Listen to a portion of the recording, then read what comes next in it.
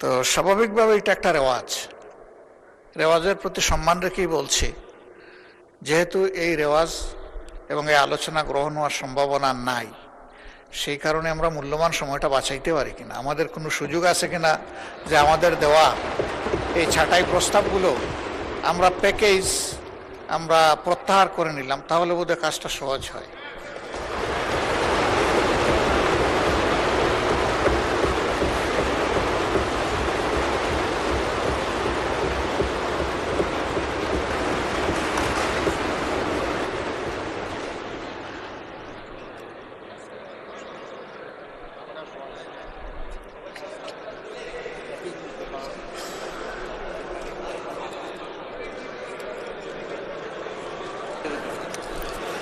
ধন্যবাদ বিরোধী দলীয় নেতা।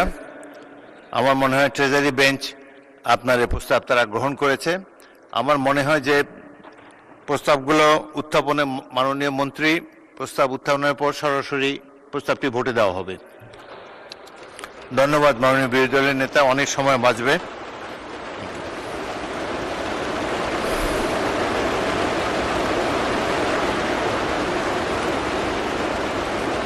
আমি এখন দাবি নম্বর 34 উত্থাপনের জন্য মাননীয় যুব ও ক্রীড়া প্রতিমন্ত্রী মোহাম্মদ আমিনুল হক, এদেশের একজন বিশিষ্ট ক্রীড়াবিদ এবং জাতীয় ফুটবল দলের অধিনায়ক আমিনুল হককে আহ্বান জানাচ্ছি। ধন্যবাদ মাননীয় স্পিকার। আমি মোহাম্মদ আমিনুল হক, যুব ক্রীড়া প্রতিমন্ত্রী, প্রস্তাব করছি যে যুব ক্রীড়া মন্ত্রণালয় খাতে 2027 সালের 30 জুন তারিখে সমাপ্য অর্থ বছরের প্রয়োজনীয় সাকল্য পরিচালন ও উন্নয়ন ব্যয় নির্বাহকল্পে মহামান্য রাষ্ট্রপতিকে অনধিক 2,586 কোটি 6 লক্ষ টাকা মঞ্জুর করা হোক। ধন্যবাদ মাননীয় স্পিকার। মাননীয় যুব ও ক্রীড়া প্রতিমন্ত্রী মোহাম্মদ আমিনুল হকের প্রস্তাব মতো যুব ও ক্রীড়া মন্ত্রণালয় খাতে মহামান্য রাষ্ট্রপতিকে অনধিক 2,586 কোটি 6 লক্ষ টাকা মঞ্জুর করা হোক।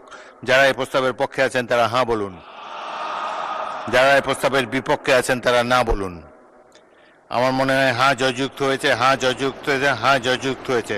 অতএব দাবি নম্বর 34 সংসদে গৃহীত হলো।